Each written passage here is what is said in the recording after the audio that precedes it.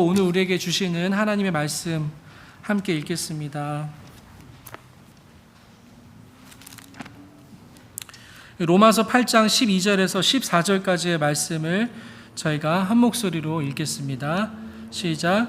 그러므로 형제들아 우리가 빚진 자로 돼 육신에게 져서 육신대로 살 것이 아니니라. 너희가 육신대로 살면 반드시 죽을 것이로되 영으로서 몸의 행실을 죽이면 살리니 무릇 하나님의 영으로 인도함을 받는 사람은 곧 하나님의 아들이라. 아멘. 오늘 요절 말씀 로마서 8장 14절의 말씀을 한 번 더 읽겠습니다. 시작. 무릇 하나님의 영으로 인도함을 받는 사람은 곧 하나님의 아들이라. 아멘.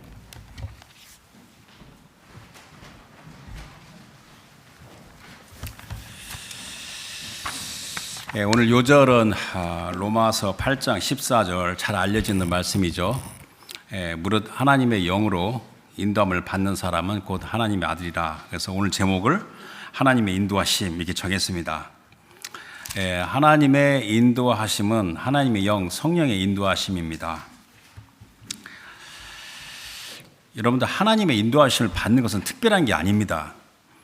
사람에게 내재된 본능입니다. 인빌트. 그 본능입니다. 이 안에 있는 사람의 하나님의 형상을 따라 지음을 받은 사람은 처음부터 하나님과 이렇게 교통, 대화하는 존재로 창조되었습니다. 너무 오래된 기억이라서 기억이 안 나죠.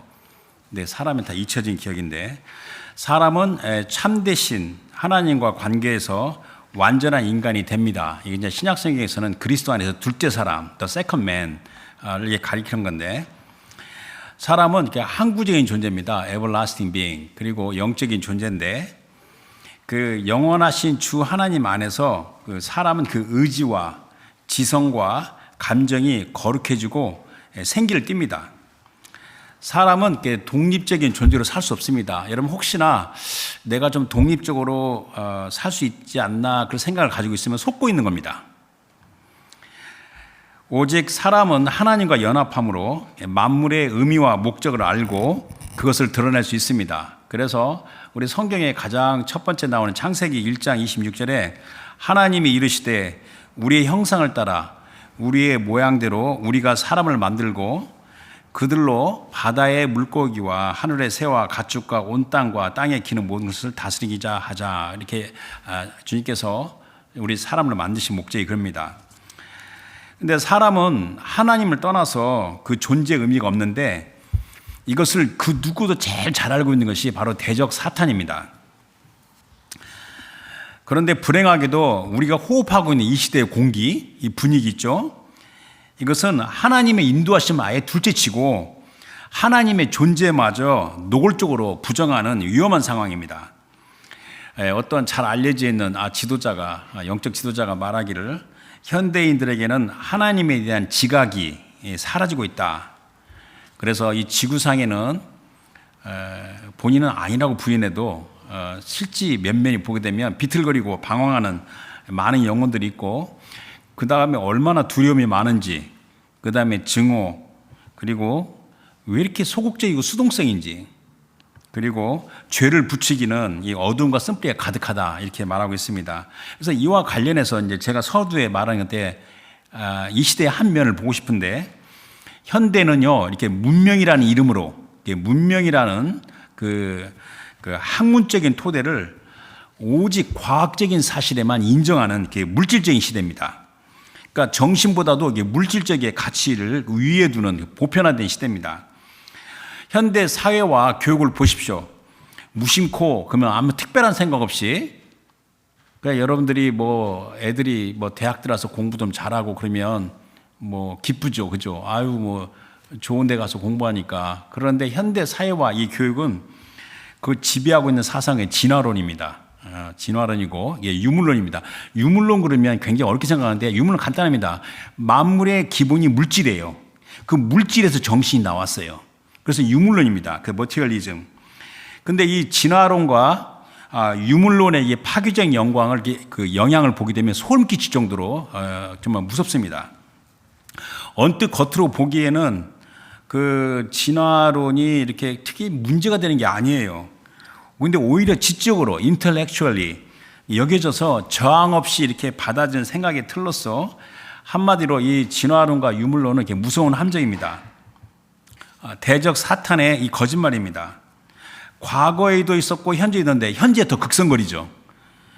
이 악인들의 교만과 어리석음인데 시편 4절에 악인은 그의 교만한 얼굴로 말하기를 여호와께서 이를 감찰하지 아니하신다 하여 그의 모든 사상에 하나님이 없다 이렇게 합니다.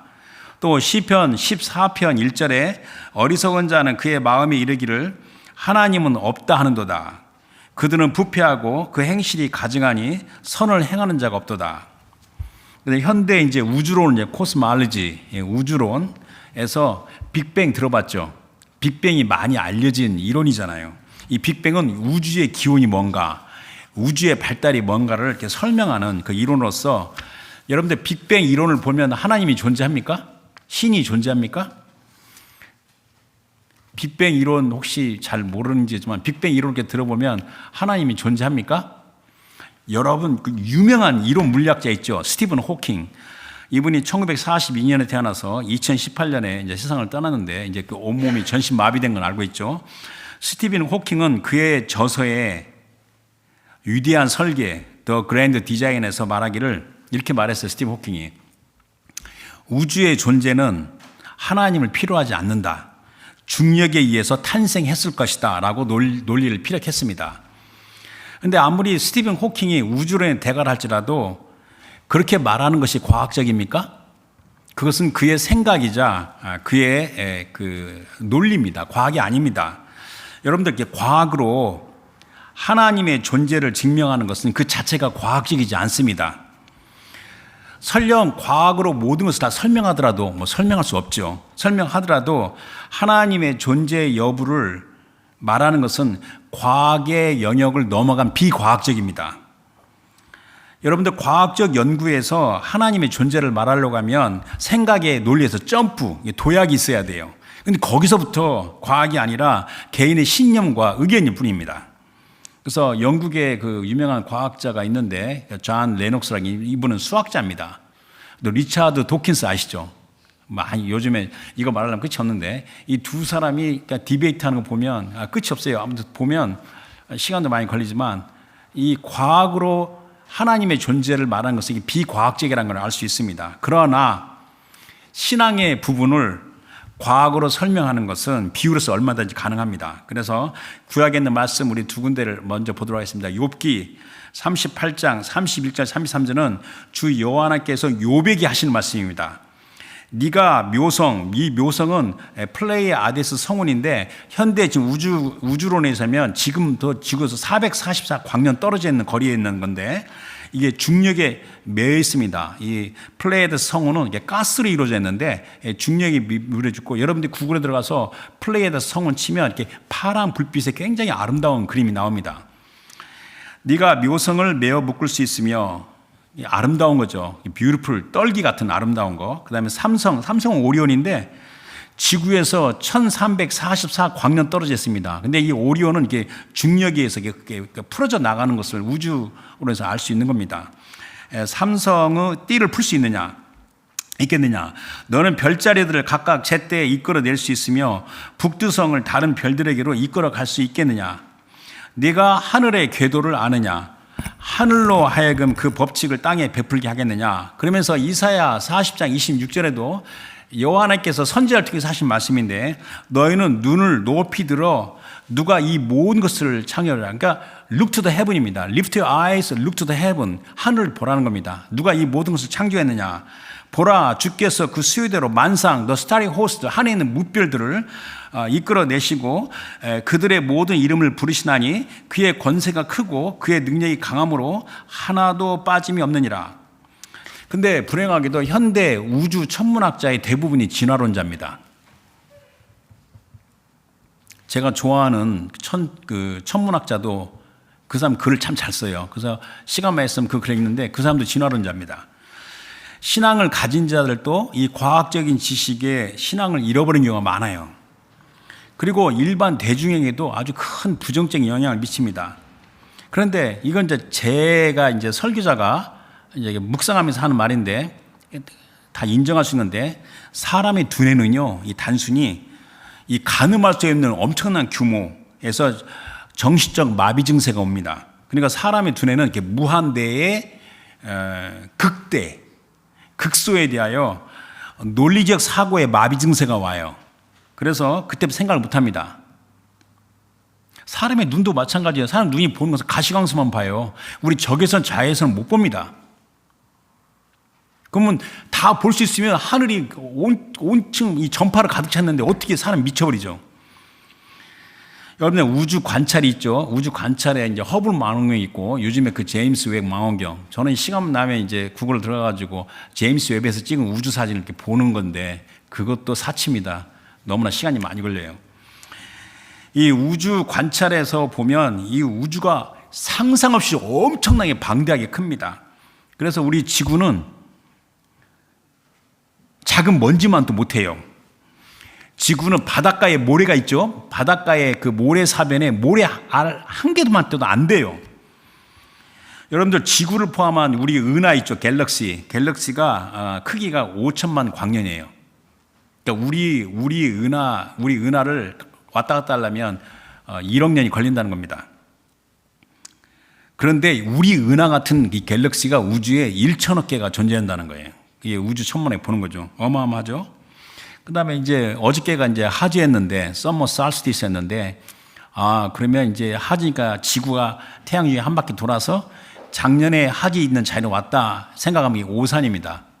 태양도 빠른 속도로 움직이고 있습니다. 그렇게 작년에 하지했던 이 우리의 위치는 영원히 못 돌아갑니다. 한 번 지나간 것은요 그냥 끝나는 겁니다. 우주의 그 압도적인 크기에 우리의 존재 의미가 유명무실해지고 또한 성경 말씀이 비현실적으로 여겨지면서 신앙을 잃어버려요. 우리 어린아이들이 있죠. 지금 뭐 고등학교 때 뭐 공부 좀 하고 그래서 대학 들어가게 되면 괜찮을 것 같죠. 얘는 신앙 다 잃어버립니다. 그래서 이 캠퍼스 미니스트리가 얼마나 중요한지 그런 걸 생각하는데 그런데 이제 또 제가 여기서 말하는 거는 오늘 제가 말하는 의도가 이제 왜 이걸 말했는지 모르겠지만 하여튼 하나님이 인도하심에 대해서 말하려고 그러는데 광활한 우주를 연구하죠.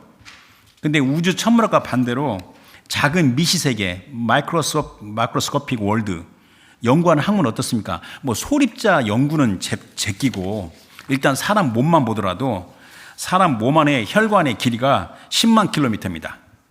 어마어마하죠? 10만 킬로미터. 이 우리 몸에 있는 실피주까지 합해서 10만 킬로미터가 돼요. 우리 몸의 세포수가 얼마나 됩니까? 100조개예요. 100조개. 그러면 여러분들 우리 몸을 이루고 있는 원자수를 생각해 봤습니까? 여러분 물 분자가 H2O잖아요. H2O니까 수소 원자가 2개고 산소 원자가 하나예요. 이게 물 분자를 다 알고 있는 거예요. 요즘 애들도 다 알고 있는 겁니다. 저를 이상한 사람으로 보지 말아 주시기 바랍니다. 저는 가끔 집에서 세수할 때 이 탭 워터가 나올 때 물을 받을 때 이 안에 수소, 산소 원자가 몇 개일까 이렇게 생각도 해봤어요. 이거 실제입니다. 지구 바다 있죠? 바다에 있는 그 물에 수소 숫자하고 산소 숫자를 헤아려 봤습니까? 왜 광활한 우주만 생각하지? 왜 우리에 있는 세계는 생각하지 않습니까? 저는요, 단연코 말하는데 전자현미경을 굉장히 많이 썼던 사람입니다. 전자현미경을 통하여 들어보는 이 물질 분자는 또 하나의 미시세계는 또 하나의 그 지구와 같은 세상이에요. 여러분들 전자현미경은요, 미니멈 100만 배입니다. 100만 배면 여러분들 좀 감이 안 오시죠? 우리가 자를 보면 1mm는 눈으로 볼 수 있잖아요. 1mm는 미터에 시하면 1000분의 1이에요. 10의 3승 미터예요. 거기에 100만 배면 10의 마이너스 6승이잖아요. 그러니까 10의 마이너스 9승 미터를 볼 수 있다는 거예요. 전자현미경 미니멈 5천만 배까지 볼 수 있지만 10의 마이너스 9미터는 이게 나노미터예요. 나노미터는 죄송합니다. 제가 10 옹스트롬이기 때문에 원자를 보기에는 너무나도 크지만 원자 덩어리는 볼 수 있습니다. 전자현미경 보게 되면 원자가 100개, 200개 모여있는 걸 볼 수가 있어요. 그거를 수없이 많이 본 사람입니다. 전 개인적으로. 근데 그걸 들여다보면요, 또 하나의 세계예요, 거기가. 마치 산이 있고 밸리가 있고 지구의 표면 같은 모습입니다. 우주의 물질 중에 4분의 3이 수소예요. 4분의 1이 헬륨입니다. 여러분 가까운 여기 지구 아니 태양이 뭐 가까워요. 빛으로 가면 8분 19초 걸리는데 태양의 어마어마한 덩어리가 거의 75%가 수소입니다. 그리고 나머지 25%가 헬륨이에요.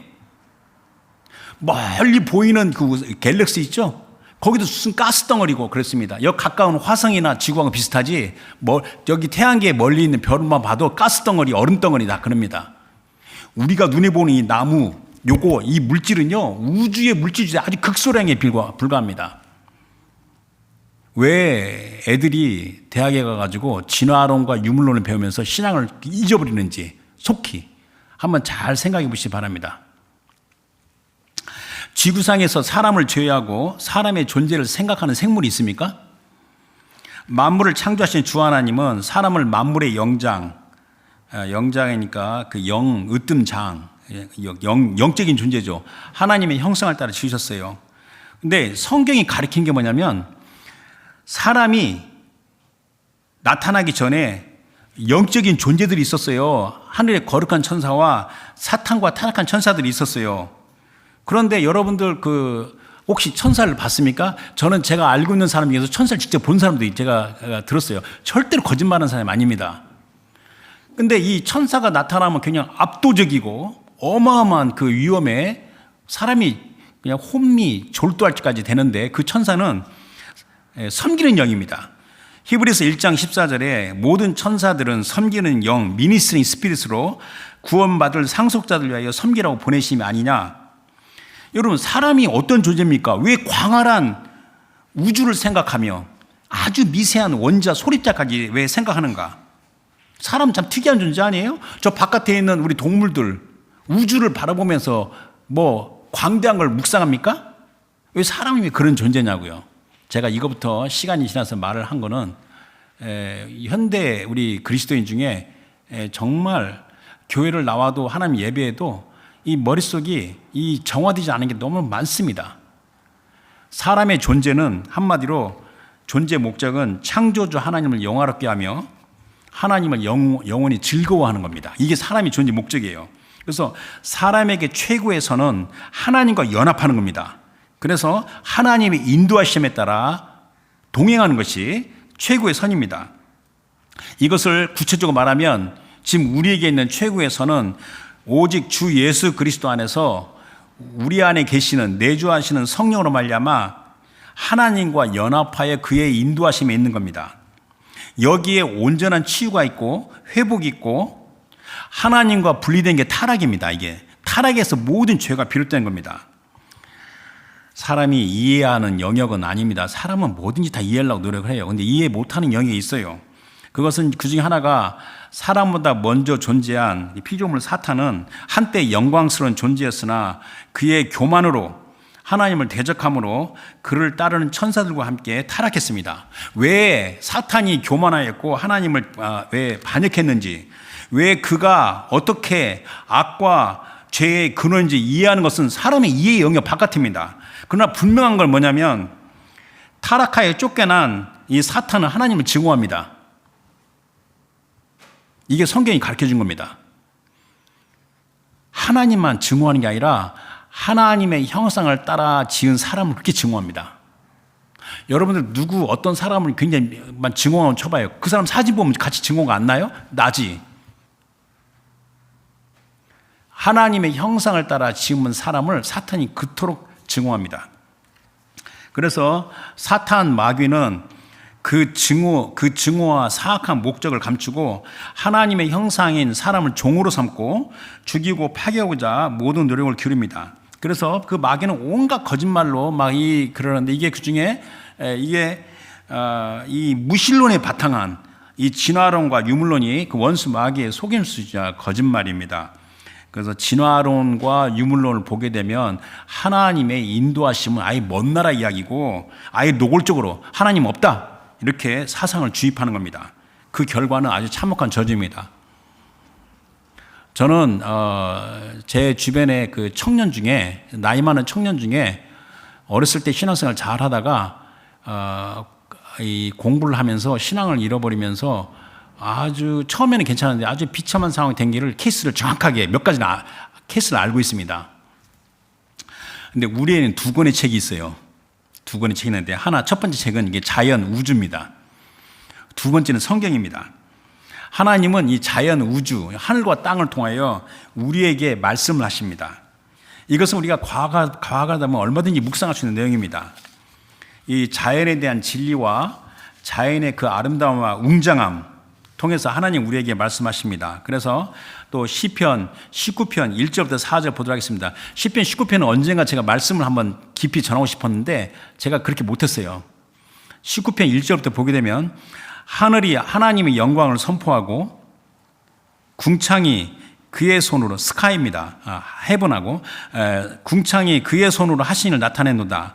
자, 날은 날에게 말하고 하는데 저는 이게 참 안타까운 게 이 번역이 좀 애매하게 되어 있습니다. 날은 날에게 말한다 하는데 원래 뜻은 day after day, 날마다 매일같이 말하고 밤은 밤에게 night after night, 매일 밤마다 지식을 전하니 언어도 없고 말씀도 없으며 들리는 수는 없으나 제가 죄송합니다.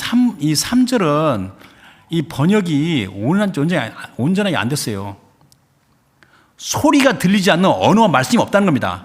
하늘과 땅이 전하는 언어와 말씀에는 반드시 그 안에 소리가 있다는 겁니다. 그러면서 4절에 그의 소리가 온 땅을 통하고 그의 말씀이 세상 끝까지 이로다.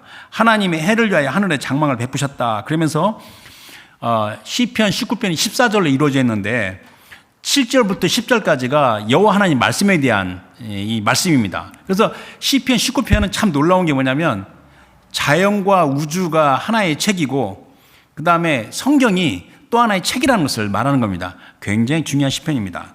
또 로마서 1장 18절에서 20절 보도록 하겠습니다. 하나님의 진노가 불의로 진리를 막는 사람들의 모든 경건하지 않음과 불의에 대하여 하늘로부터 나타나느니 여기에 다 진화론과 유물론이 다 포함될 겁니다.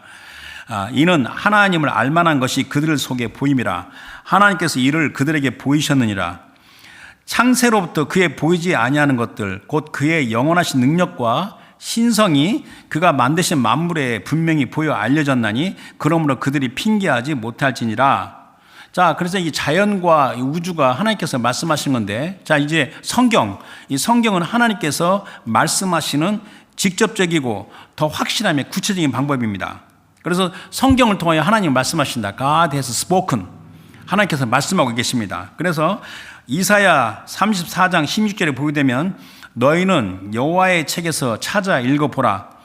이것들 가운데서 빠진 것이 하나도 없고 제 짝이 없는 것이 없으리니 이는 여호와의 입이 이를 명령하셨고 그의 영이 이것들을 모으셨습니다. 그러면서 베드로후서 1장 18절 21절은 베드로가 변화산상에 올라가 가지고 우리 주님이 트랜스피규어의 변화하는 걸 보면서 그 장면을 이야기하는 겁니다. 그래서 18절에 이 소리는 우리가 그와 함께 거룩한 산에 있을 때 하늘로부터 난 것을 들은 것이라. 또 우리에게는 변화산상에서 내가 경험했던 것보다 더 확실한 예언이 있어. 어두운 데에 비치는 등불과 같으니 날이 새어 샛별이 너희 마음에 떠오르기까지 너희가 이것을 주의하는 것이 옳으니라. 먼저 알 것은 성경의 모든 예언은 사사로이 풀 것이 아니니 예언은 언제든지 사람의 뜻으로 낸 것이 아니요 오직 성령의 감동하심을 받은 사람들이 하나님께 받아 말한 것임이라. 이 성경 말씀을 통해서 하나님께서 우리에게 말씀하셔요. 그런데 거기서 더 나아가 성경 말씀 안에서 주님이 세미한 음성, gentle whisper로 말씀하십니다. 보통 이것을 inner witness, 내적 증거라기도 말하기도 하는데 직접 또 이렇게 이것은 하나님께서 인도하신 겁니다. 또 꿈과 환상이 있어요. 어떤 사람은 꿈을 꿔요. 어떤 사람은 환상을 꿔요. 그래서 하나님이 또 인도하시는 겁니다. 또 어떤 사람은요, 주위 사람, 특별히 공동체의 지도자나 이런 사람 통해서 인도를 하셔요. 저도 체험했습니다. 지금 돌이켜보니까 지금부터 한 3, 40년 전에 그때 경험이 그때 그분을 통해서 말씀하셨구나. 이게 느끼는 겁니다. 그래서 공동체의 다른 사람들을 통해서 인도하십니다. 그래서 하나님은 하나님의 자녀들을 내버려 두지 않고 인도하시는 겁니다. 그래서 결국 이 하나님의 인도하심은 성경 말씀도 성령에 의하여 기록된 말씀이고 이 세미한 음성과 꿈과 환상과 또 주위 사람을 통해서 인도하는 이 하나님의 모든 인도하심이 바로 성령의 인도하심입니다. 하나님의 영, 성령의 인도하심. 왜냐하면 하나님의 자녀는 성령의 사람입니다. 그래서 오늘 로마서 8장이 본문이잖아요. 로마서 8장 16절에 성령이 친히 우리 영과 더불어 우리가 하나님의 자녀인 것을 증언하시나니. 그래서 하나님의 자녀들은 하나님과 연합하고 하나님의 인도하심이 다양하거든요. 말씀 안에서 그것을 받고 나아갑니다. 거기에 자유함이 있어요. 자유함. 우리가 오늘 갈라디아서 배우면서 우리가 자유함을 공부하는 건데 자유함이 있고, 근데 그 우리의 자유함은 완전하지가 않지만 이제 우리의 몸이 속량이 될 때 온전한 자유함을 누리는 겁니다. 이것이 우리뿐만 아니라 우리 주변에 있는 피조물이 다 고대하고 있는 바입니다. 그래서 또 로마서 8장 21절 23절 보고 넘어가도록 하겠습니다. 8장 21절에 그 바라는 것은 피조물도 썩어짐의 종로로 단 데서 해방되어 하나님의 자녀들의 영광의 자유에 이르는 것이니라. 피조물이 다 이제까지 함께 탄식하며 함께 고통을 겪고 있는 것을 우리가 아느니라. 그뿐 아니라 또한 우리 곧 성령이 처음 익은 열매를 받은 우리까지도 속으로 탄식하여 양자될 것 곧 우리의 몸의 속량을 기다리니라.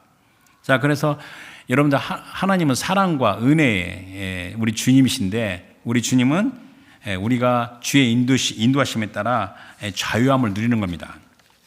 그래서 예수님께서도 마태복음 11장에 수고하고 무거운 짐자들아 다 내게로 오라. 내가 너희를 쉬게 하리라. 나는 마음이 온유하고 겸손하니 나의 멍에를 메고 내게 배우라. 그리하면 마음에 쉼 얻으리니. 이런 쉼, 이 자유함을 누리는 것이 바로 하나님의 인도하심에 있는 겁니다. 그래서 제가 지난번부터 이야기했지만 하나님의 인도하심은 성육신적인 실제다. 말씀이 육신대 우리 안에 거하시는 그리스도 예수 있죠. 이게 성육신이잖아요. 십자가에 죽으시고 부활하신 우리 주님이 또 성령으로 우리 안에 거하시면서 우리 삶 가운데 드러나는 거잖아요. 이것도 성육신이에요. 이게 성육신의 실제입니다. 이게 바로 우리 안에 거하시는 성령의 인도하심으로 우리 삶 가운데 구현되는 은혜입니다. 그래서 골로새서 2장 9절 10절에 그 안에는 그리스도 안에는 신성 하나님의 모든 충만이 육체로 거하시고 너희도 그 안에서 충만해졌다 이야기하고 있습니다. 그래서 하나님의 인도하심에서 우리에게 거룩함과 온전함이 이루어집니다. 그래서 또 로마서 8장 4절에는 육신을 따르지 않고 그 영을 따라 행하는 우리에게 율법의 요구가 이루어지게 하려 하심이니라. 그래서 오늘 너무 서론이 길렀는데 뒷부분 이제 짧게 결론 말하는데, 현대 이 시대는요, 하나님이 계신다 안 계신다, 하나님이 존재한다 존재 안 한다, 거기에 휘말리지 마세요. 그게 함정이에요, 함정. 우리 하나님 믿는 사람은 그런데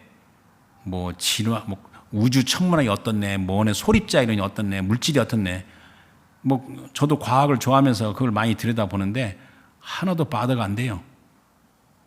오히려 과학적 지식 얻을수록 하나님께 감사합니다. 오묘한 창조 질서로 너무너무 감사합니다. 아까 말했죠. 우리 몸 안에 있는 원자 개수를 한번 카운트해 보세요. 카운트할 수 있어요? 할 수 없어요. 그리고 이 하나님께서 창조하신 이 세계가 얼마나 오묘한지, 현대는요, 하나님의 인도하심에 대해 올바로 이해하고 실천하는 것이 어느 때보다 중요합니다. 이 혼란스럽고 고통스러운 이 말세에 진정한 치유가 뭐고 회복이 뭔지, 권능이 뭔지를 잘 생각해 보시기 바랍니다. 그래서 제가 오늘 하나님의 인도하심에 관련해서 잘 알려진 로마서 8장에 12절 14절까지 세 절 말씀 본문을 택했습니다. 그래서 12절 13절 한번 제가 읽겠습니다. 12절에 그러므로 형제들아 우리가 빚진 자로 돼 육신에 져서 육신대로 살 것이 아니니라. 너희가 육신대로 살면 반드시 죽을 것이로되 영으로서 몸의 행실을 죽이면 살리니. 자, 그러므로 형제들아 그랬는데, 이 바울이 형제들아 그런데 형제들이 누굽니까? 바로 그 앞에 그 9절부터 11절까지 나와 있는데, 하나님의 영, 그리스도의 영, 성령께서 내주하시는 자들이 형제들입니다. 그리고 바로 그 밑에 그 10절, 11절에 나왔는데 그들의 영은 의로 말미암아 살았는데 그들의 몸은 죄로 말미암아 죽었어요. 그리고 성령으로 말미암아 몸의 속량, 부활을 기다리고 있는 자들을 형제들아 불렀습니다. 우리가 빚진 자로 이렇게 이야기했습니다. 빚진 자. 무엇을 빚졌어? 우리 빚지면 안 되잖아요, 원래. 근데 어떤 빚이냐 하면 로마서 앞에 1장 14절 15절에 바울이 빚진 자 똑같은 단어를 썼어요. 헬라인이나 야만이나 지혜 있는 자나 어리석은 자나 다 내가 빚진 자라.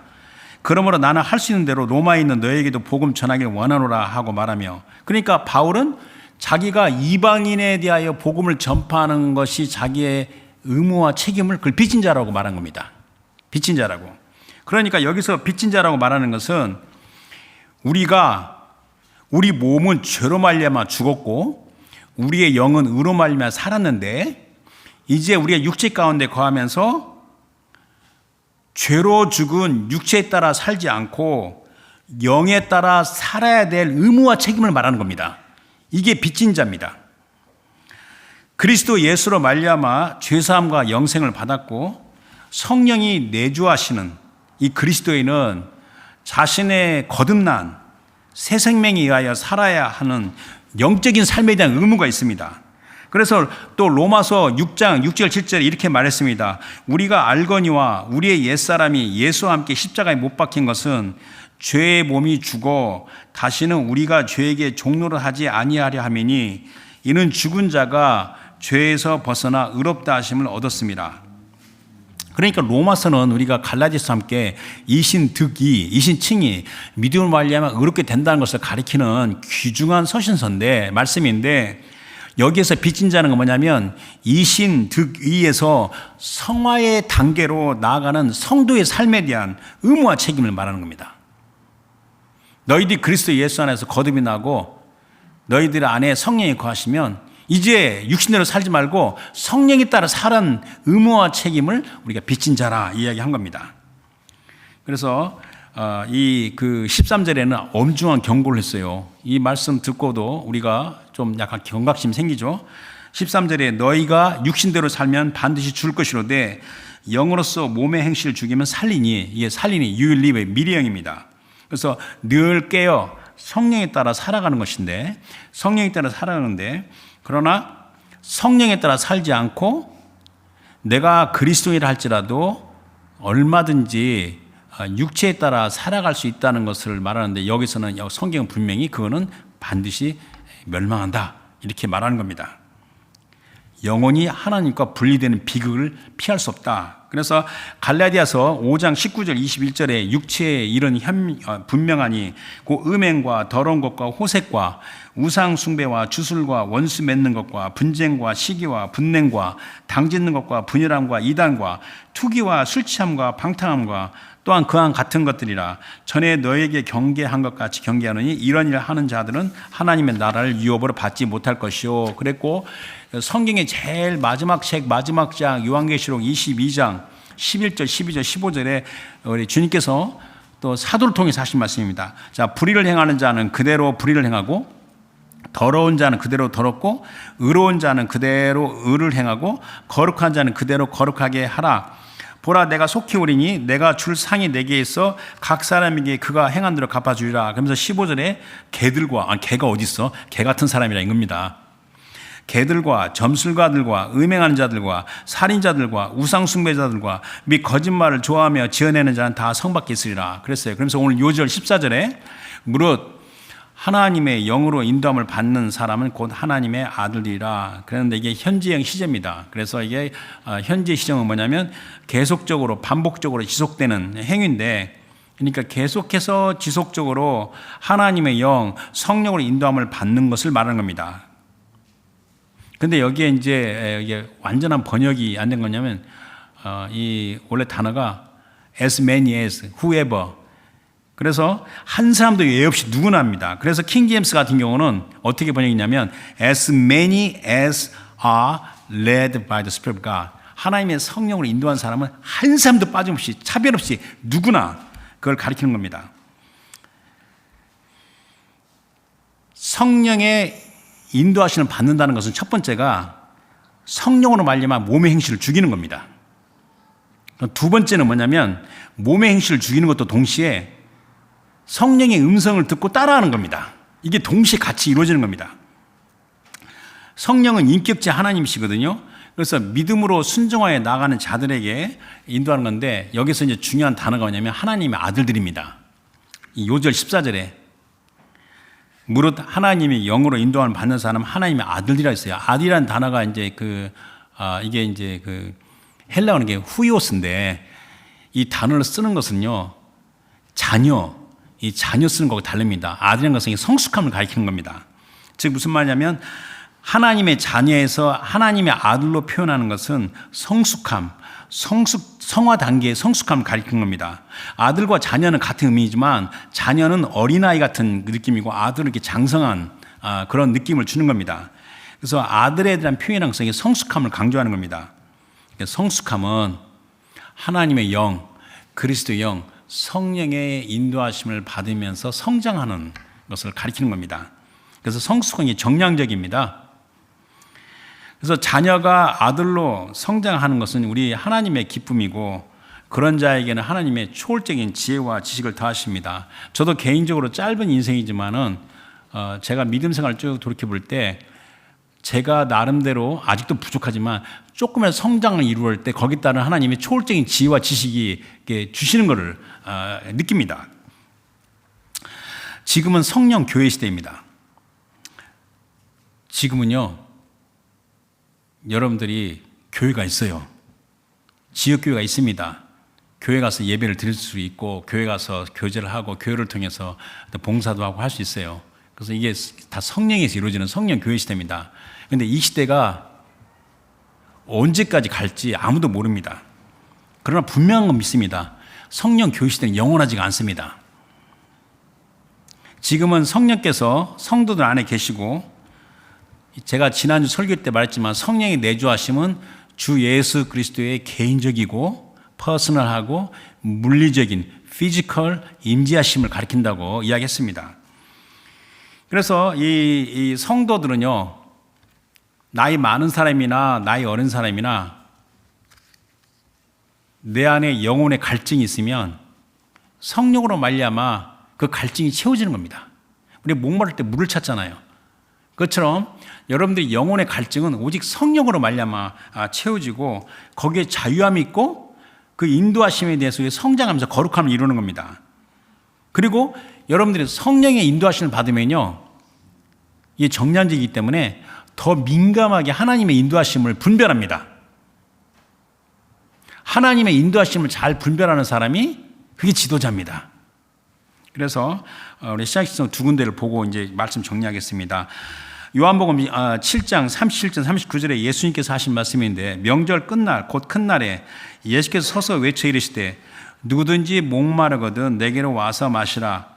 나를 믿는 자는 성경의 이름과 같이 그 배에서 생수의 강이 흘러나오리라 하시니 이는 그들을 믿는 자들이 받을 성령을 가리켜 말씀하신 것이라. 예수께서 아직 영광을 받지 않으셨으므로 성령이 아직 그들에게 계시 아니라. 그러니까 목마르면요 성령으로 채워지는 겁니다.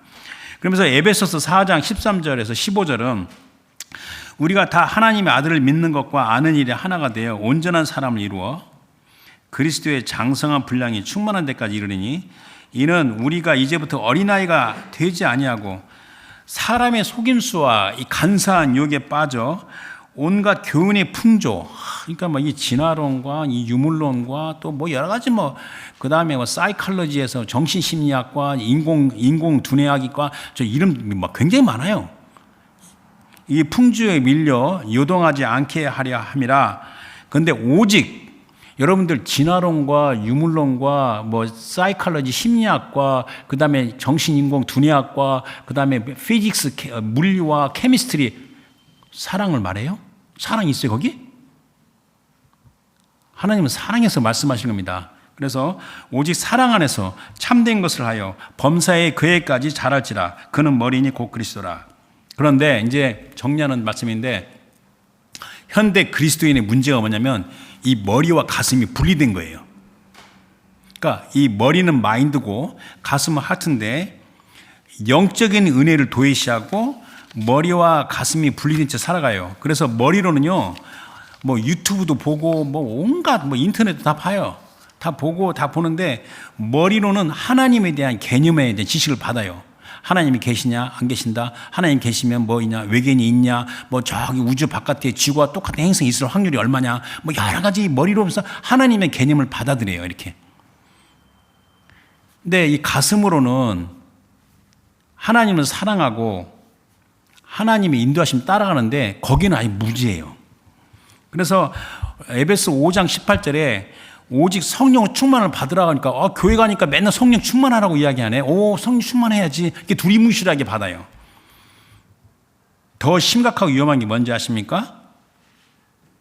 거기서 한 발짝 저기 인본주의로 나가게 되면 질환원에 빠진 사람 주변에 많이 봤는데 너무 방황해요. 너무 갈등해요. 이거 설명하려면 끝이 없어요. 그래서 생략을 해야 될 것 같아요. 결론을 말해야 되잖아요. 또 얼마나 웃기냐면요, 성령의 체험을 얻었대요. 자기가 요즘에 캐톨릭 교회도 성령 충만함을 강조해요. 확인해 보세요. 다 성령 충만 받으라고 성령의 은사가 나타나요. 마지막 때도 한참 마지막 때로 가고 있다는 걸 알 수 있죠. 자, 성령의 은혜를 체험했다는 사람 중에도 혼동이 있어요. 그거는 뭐냐면 성령의 체험과 하나님의 진리의 말씀이 가리키는 하나님의 객관적인 실제를 구분하지 못해요. 내가 성령 충만해서 막 체험을 했어요. 이것과 어제나 오늘 영원 동일하신 살아계신 하나님에 대한 객관적인 실제를 혼동을 해요.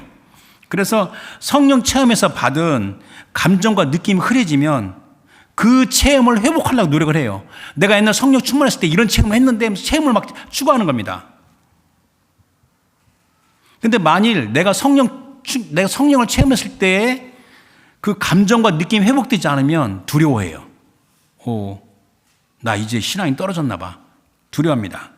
그래서 이게 개인의 주관적인 경험과 진리의 객관적인 실제를 통합하지 못하는 어린아이와 같다는 겁니다. 어린아이, 아들이 아니에요. 어린아이. 그러나 하나님의 영으로 인도함을 받는 하나님의 아들, 성숙해 가는 자들은 하나님의 객관적인 실제를 늘 인정하는 겁니다. 늘 아는 겁니다. 그래서 그들은, 하나님의 아들들은, 성숙한 자들은 이 체험과 진리를 통합해요. 통합해서 늘 하나님의 인도하심이 있습니다. 어려운 일이 생겨도, 힘들어도, 또는 마음이 슬퍼도 하나님 인도하심이 계속 있습니다. 근데 그렇지 못한 사람은요, 조금만 환경이 어려워지고 마음이 어려지면 신앙을 잃어버려요, 그냥. 이거는 제 설교자가 정말 체험해서 이게 정리해서 말하는 겁니다. 그래서 하나님 인도하심을 받는 방법에 대해서 4가지를 말하고 이제 마치도록 하겠습니다. 첫 번째, 예수 그리스도를 믿는 사람들은 그 안에 성령께서 내주하십니다. 그러니까 성령이 내주하심으로 하나님 인지하심이 내 안에 있다. 이것을 늘 인정해야 되는 겁니다. 어떤 상황에서도 또한 아주 작은 일에서부터 주의 임재하심을 인정하고 믿음으로 임하는 겁니다. 이것이 바로 흔히 말하는 주의 임재하심을 실천한다, 연습한다, 이렇게 말하는 겁니다.